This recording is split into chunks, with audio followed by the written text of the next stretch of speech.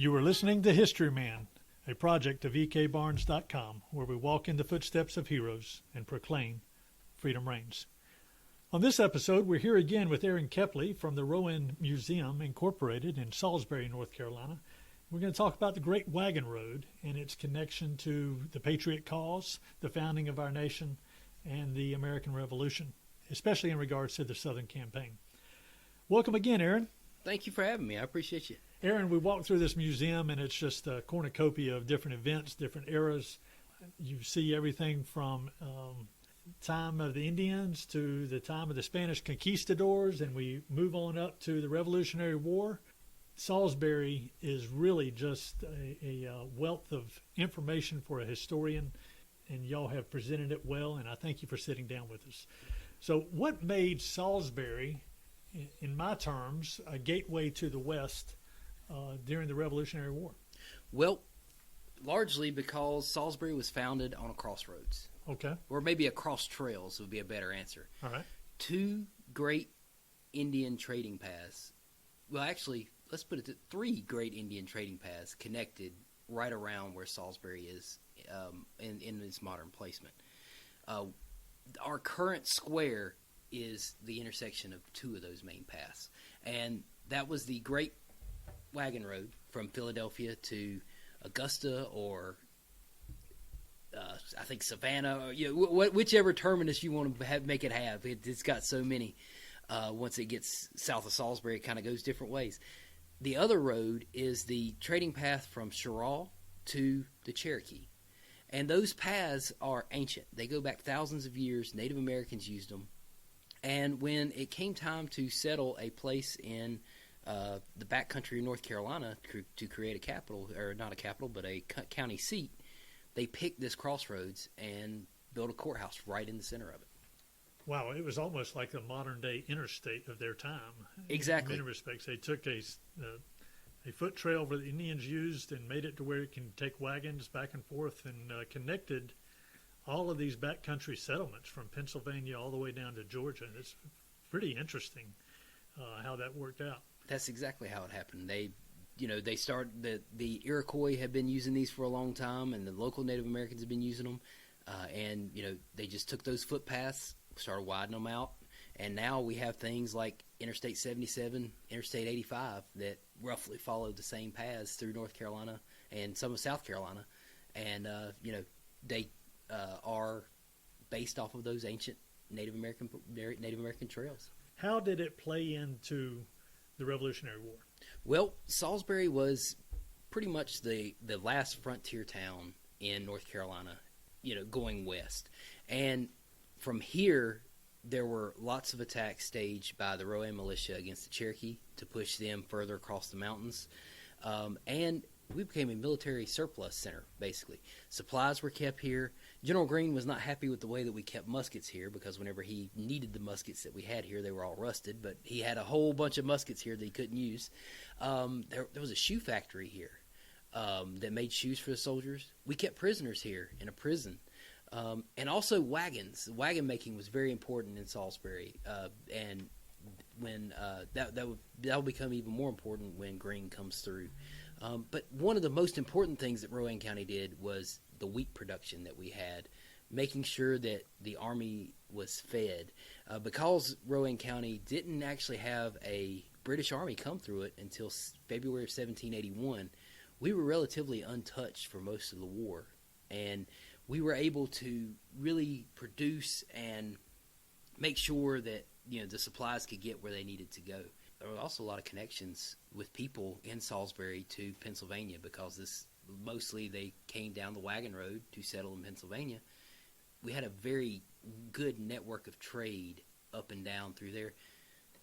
And because of the way the Wagon Road was, there wasn't much need to trade with the eastern cities in North Carolina. Wilmington, New Bern, places like Bath, places like that. They were kind of on their own, and they did their own trade, and we did our trade back here with Philadelphia and Charleston. I would think if generationally, if you're growing up in the backcountry of the Carolinas and you had that particular trade route, you would find it somewhat bemusing that you would have to answer to a government all the way across the Atlantic Ocean. Yeah, uh, definitely. or to rely on. So when they had a trade embargo, that really didn't affect people here. Not much at all, because they were, being as far away as they were largely self-reliant. So the artisans that would be in Salisbury, what kind of artisans would you have? You mentioned the wagon makers and the shoe industry here. What kind of other artisans did you have? From what I can tell, Salisbury had basically every artisan that any other coastal colonial town would have by the time of the Revolution. We were the biggest town in the frontier at that time. As a matter of fact, when George Washington came through Charlotte in 1791, he called it a trifling place. And Salisbury, I forget the exact quote, but he called it a very well laid out town or something like that. But we had a very thriving industry here of potters, silversmiths, just almost anything that you could think of. But cabinet making, we have some very famous cabinet makers that came out of Salisbury as well. When the British actually did set foot into Savannah and then later took over Charleston and started making their way through South Carolina at a breakneck speed, what happened in Salisbury? Well, that is really when Salisbury became the supply hub of the Continental Army. And if you look at a map of Salisbury, the way the roads... Salisbury, we call it north, south, east, and west, but Salisbury is actually kind of cocked to the side a little bit. We look more like a diamond than a square on a map. I got you. Yeah. And so the way the roads run, we have roads that run towards Charlotte, but then we also have roads that run down towards like Cheraw, Camden, and places like that. So if you are in the Continental Army and you're trying to do campaigns along the border of North and South Carolina, Salisbury is your natural hub to where that's your fallback point, and that's where you have all of your supplies because you can easily get it wherever it needs to go. When Tarleton and Cornwallis moved into Camden and started pushing north, we know based on records and history and that there was a huge exodus, a refugee problem where the Catawba Indian Nation just left everything and went to friendly tribes in Virginia, possibly, having to traverse enemy tribes as they went to their friends. But we also know that Andrew Jackson's family, for instance, who was living in the Waxhaws around Lancaster, South Carolina, his mom took them to family that lived here in Salisbury.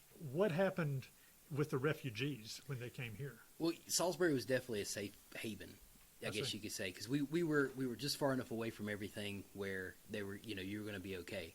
The way the British strategy was, they wanted to control the towns in South Carolina, raise up the loyalists, and then move their way into North Carolina. So they had time, basically. They came to Salisbury. There were probably family connections like Andrew Jackson. If not family connections, there were probably business connections and things like that. That Salisbury could also be a very good point from which to go either towards Salem, where the Moravians are, or towards Greensboro, Petersburg, to get away that way. And I mean, that's why the armies would also choose to come through here the way that they did. Because, I see. Like you said, they're the interstates. How do people flee from a hurricane? Right. You don't necessarily use the back roads and snake around and stuff like that. You get on the biggest road you can and try to get as far away as you can as possible to where there's safety. And that interesting? I think Salisbury, even in a hurricane, is a safe place for people from the coast. So how did the Great Wagon Road, how did that change in regards to the fledgling nation? How did that tie into the nation building at that point? Well, the Great Wagon Road, the building of the Great Wagon Road really leads to the building of what we think of as the United States. That allowed the backcountry of North and South Carolina and probably even Georgia to be settled. And, Virginia, West Virginia, that area. You had these settlers who are able to move, Pennsylvania is where a lot of them are coming in, and it's getting overcrowded. And these people who are undesirable to live in the English cities, the Scots-Irish, the Germans, the Quakers, Baptists, people who aren't necessarily accepted into English society, they're the ones living on the frontier. And as the frontier gets more and more crowded, they need somewhere to go. The first place they go is south. And then once they go south, after the Revolution and the Proclamation Line is abolished, they go west. And one of the places that they leave from is Salisbury. Daniel Boone makes his way down from Pennsylvania with his family, settles north of Salisbury, right off the Wagon Road. Whenever in 1775 he cuts, the Wilderness Trail into Kentucky, goes across the Cumberland Gap, and creates a new Great Wagon Road. Basically, one leg of it leads out of Salisbury, another leg leads out of Virginia, and that's the way people go west. One interesting thing, I've recently talked to a descendant of one of my historic houses, patriarchs here, and he lives on the coast at Oregon. He has a modern beach house right there overlooking the Pacific Ocean. He says he has Rowan County antiques from the 1700s in his modern beach house in Oregon. And his family slowly made their way across the country from the 1700s to him living overlooking the Pacific Ocean today. Isn't that fantastic? Yeah. What a great story. Yeah. And Well, tell us a little bit about some of the other histories of Salisbury, and as we move out of the Revolutionary War, give me some highlights of what if someone were to come here to the museum, what would they see? Well, after the Revolutionary War, Salisbury was still very reliant on the wagon road for any type of trade. And interestingly, the railroad, whenever it comes in the 1850s, it follows a leg of the Great Wagon Road, not the one that goes all the way to Pennsylvania, but the side that goes to Petersburg. From Raleigh to Salisbury, that's the railroad. And the railroad brings us, it's going to bring us all kind of prosperity and all that kind of stuff. It is actually the reason why we had the Salisbury Confederate Prison during the Civil War. Okay. And so, the prisoners get on the trains in Virginia. They come down. They take this leg of the old Native American trading path on the railroad now. They get off in Salisbury. The prison is right beside the railroad. And, that's where they're put. Salisbury, I guess that's not a famous, maybe we're infamous for that prison. And the about 5,000, between 3,000 and 5,000 men that died there. We have some of the largest unknown U.S. soldier graves in the country. Wow. Because of that prison. And, that leads us into the early 20th century when a town called Spencer is developed, because Salisbury is roughly halfway between Atlanta and Washington, D.C., and Southern Railway needed a stop in between to service their trains. And so they created a town just north of Salisbury called Spencer. I think it's 2 miles north of Salisbury. And that was where they stopped and they could completely tear a locomotive apart there and rebuild it and put it back on the tracks and keep it going. And so, the train industry became just entirely important to Salisbury because of that. And it's following the Great Wagon Road, basically. Portions of the Great Wagon Road. And you get into the 20th century again with textiles, with cotton mills and things like that. I mean, they largely grow up along the cities that were once a part of the Great Wagon Road or the Great Trading Paths. Right. And, Greensboro, Winston-Salem, Salisbury, Charlotte, Concord, all these places in North Carolina that are associated with textiles. Yeah, there you go. And, of course, you get a little further north and cigarettes. That's right. That's all grown on those things. So, not going to say that the Great Wagon Road is responsible for all those things, but, this trading path that has been in use for thousands of years, first by Native Americans just, walking, then people riding horses and exploring. The Spanish used portions of these roads, and then you have wagons, and then you have trains, and I flew from Charlotte to Germany, and on the way back into Charlotte, we flew over Salisbury. I look down, I see the Yadkin River, I see where we're crossing, and we're coming down the Great Wagon Road, but I'm in a plane, 36,000 feet in the air coming into Charlotte. So these ancient Native American trading paths, I don't know how they laid them out and how they did it so perfectly, but they are absolutely 100, just more than useful today.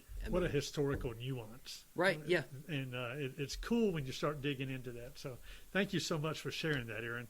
Tell our listeners a little bit about some of the things that you have coming up in the museum. Well, one thing that I have coming up on June 12th is an anniversary of the 240th Race to the Dan. COVID-19 kind of made it to where we couldn't celebrate the actual anniversary, which is, I believe, early February of 1781 is when Greene and Cornwallis actually came through Salisbury in their famous chase after cowpens that ended at Guilford Courthouse. So we decided we would try to have something in June, and looks like we're actually going to be able to open it up and do what we want to do. And there will be all of the reenactor units that were at Camden, I've been told, are going to be at my event at the Old Stone House in Granite Quarry on June 12th. And we're going to do different battle scenarios that would have been things that happened during the Southern campaign on this chase, artillery firing demonstrations. It's just going to be a great day, and I invite anybody to come on out. How would they reach you? If they were interested in that, how would they reach you? Well, you can go to rowanmuseum.org and click on events, or Spell that. ROWANMUSEUM.org, and then click on events, or like us on Facebook. And I think it's at Rowan Museum. And yeah, if you want to come out, we would love to have you, and we'd love to see you that day. I know it's going to be a great event, and you compared it to the one in Camden. I know Camden grows and grows every year as interest leading up to our 250th anniversary of the Revolutionary War is coming up soon. This is a great prelude to that, and I'm sure our listeners would love to see that happen or participate in that. So thank you so much. Appreciate it, Aaron. Thank you for having me again. I definitely appreciate it. All right.